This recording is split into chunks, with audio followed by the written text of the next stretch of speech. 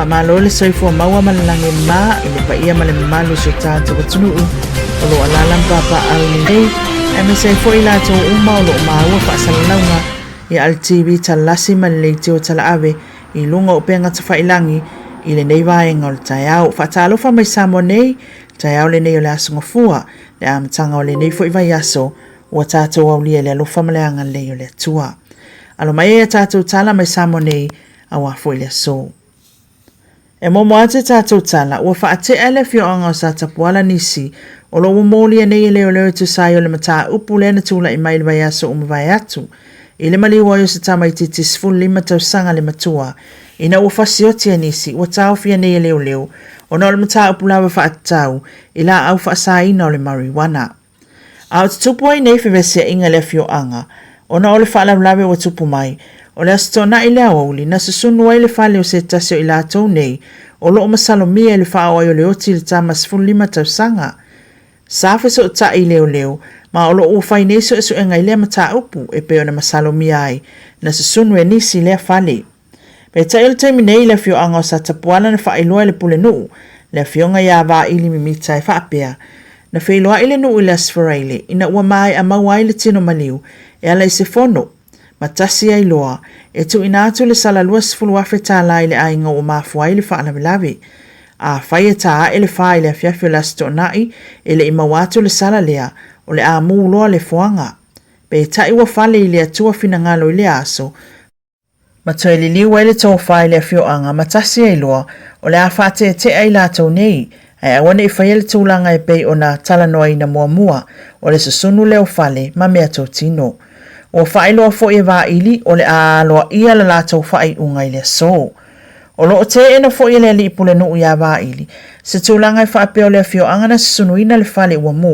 i le asto nai, ma ia whaapea mai ai, i le esenga i o inga na whai whaapea lo lātou o fio anga, o le asto nai le asao o atuai nisi o matai le ainga, o i lātou o masalomia i lea whaalawilawe, e whailoa i ai, ua whaate alo lātou ainga ma le nuu, ai watu ina atu nei ele fio anga le mata upul tu la fono. Ai na taa ue waili, i le whaatali le fio anga se ia mai ata walu manga al whamasinonga i lea mata upu. E ta tau lawa o na whaia se ngā yoinga, a wai le utu e tau matea i la tau na whaatinoina, lea whainga lea lofa. Sa ia whailoa fo e tu saim whamatalanga wo o atu, na whaao o lima ia i la tau nei i lea o maliu, ma tu ua i se iau o ina oti. O le istu langa na ia whailoa e whapea, sa ave fo il mai senga le fio anga i a inga e lua o le ua avea ona o le nei whaalawilawe i lona a inga tina whaapea fo i le tama ma tu ina atu fo i ma le fautuanga ina ia awane i maa fau e tau i le mea ua whaia i se alo e whaasino i lo lato a inga ai tu atu i le atua o le maa fau e tau i le mea ua tupu le lava se mea le eo o mai ai moso se tangatalawa ia ai ia maua le anga wha mangalo e whaapea fōiona o atu mwhautuanga le ainga o e na mafua i le whaalawilawe ua mai a whaailo atu iai ne ia whaatupu le file mu ai awane i eise mea ngā se. A whai le longa sa ia le whaai unga mwhautuanga le fio anga le whaatu mawina le file mu o le a olo i ei whaasalanga mamafa. Whaania le suiso upon tanga luenga o leo leo le fionga ia awa pa aulongo i tino Filipo o lo whanga solo neiso e suenga tu sai o le mu le asto nai ai o lo ngā lue whaatasi le matanga luenga, ma le fio anga, i le whaatu mawina o le file mu le wau a inga nei, o lo oa a fia i le mata upu, a toa fo i ma le fio anga o sa tapuala. E nisi o tala, e tolu sa lau tolu siful tolu i la tau na whaia sao wha i le asfaraile na mawai nei, ma i le fio anga o iwa i sawai, e au fia ia i la tau ia, le tama i taifai pisinisi, o ia foi le Prsented company o le SAMOA stationaries and books, po le SAP, le tamaita ia fiti le ngwai. Le ana whaasua whaina i le swafa tofilau. O le fionga ia tofilau fiti, o se alo whaasino le fionga ia fui maono la whae le vito, ma nino tofilau Stanley, o lo na tinae mai le fio anga o iwa i sawai. Na ia whaailoalo na nganga whaangai e tia le mawalunga o le whaaloalo watu ina atu, e lo na ainga i iwa ia te ia, whaatasi manisi, ma ia tā uai, o le atau mawhai e wha au le tau tua le tua aolo na tina, sa whai alo lātou ainga i sawai. O le sauninga o le whapaia ina o nofo sa whai alea, i le malu malu o le eka le sia wha apotapatonga keresiano i Samoa, i iwa lava. na mai au na so ile matu maanga masani le tatou atunuu ia so whaapea i le mauta i pausea i iwa. O le swafa tau filau whaapea ia SAMOA o ngū whaapea i le swafa maka sa whaamataia i latou ua tasi i le filifilinga ainga. E au fia i foi i e na whaaswafa ina i le swafa tau filau le uso tamaitai o tau filau fiti le aia na ina le fale o loa le Mercy Shop i le taulanga wa pia. Na whaafatai le tamaitai pula o le SAP le atua e tu sai o lana whaaia ea i lona tangata. Ma le tala mulimuli e le o fia le li pale mi o Samoa i la fonga le tamaitai ai minsta o atina e whaavao malo o le malo Australia ia Concetta Fierravanti Wells e whaasanga le malo saina ma ana fesoasoani so na whaia tumoto le Pasifika.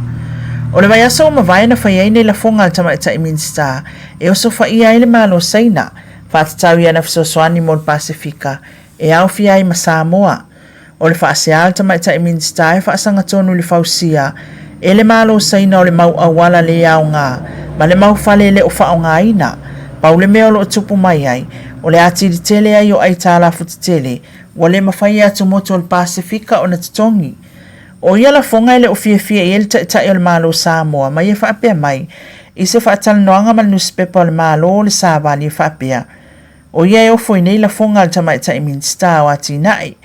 whaavao malo Australia o no nei la fonga e pei wale longo maali e tai o malo le Pasifika. O na atu atu lava i lona tāofi o se tai fono o le fono o tai o le Pasifika e pei o fasilingia le anga waa ma le tomai o tai o le Pasifika la atu te tilo ai i le tūlanga ia o na whai mo le lelei o tangata o le Pasifika.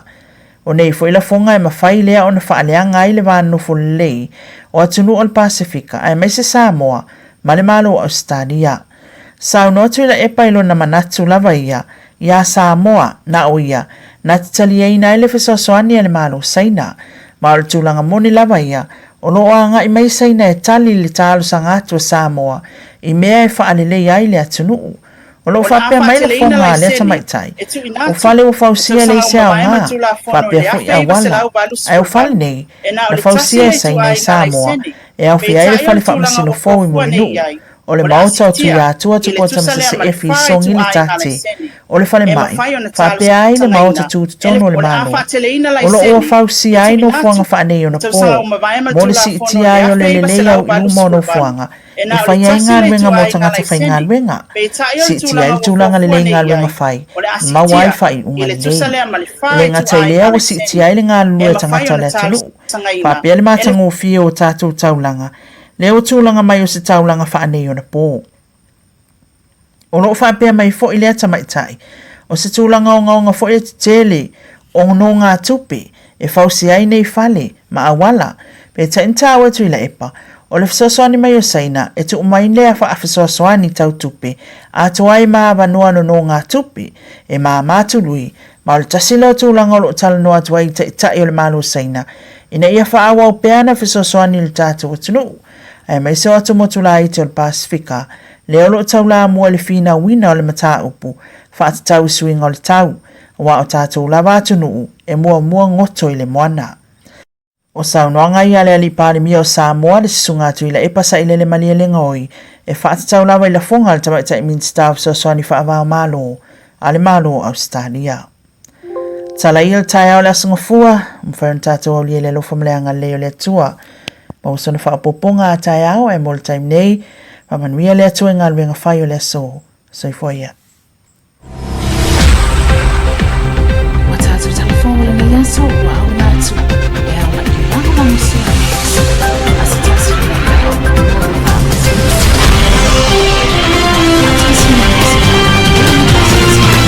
mō lau si la fia. Le fale tāwale le I.AUTOSDIRECT Limited. I.AUTOSDIRECT Limited. Whawhetai le fionga Leaupepe Vaana. Leaupepe Vaana. Le director na. Le am telefoni leo le olu atasi oto lua lima iwa luatasi. Olu atasi oto lua lima iwa luatasi. Pesa sui falato address leo le tolu tasi valu Grace South Road Manrua. Lena license, any license, own finance, no molendi. Mantua telefoni. O iwa luo no favalu falima. O iwa luo no favalu falima. Po le tolu tasi valu Grace South Road Manrua.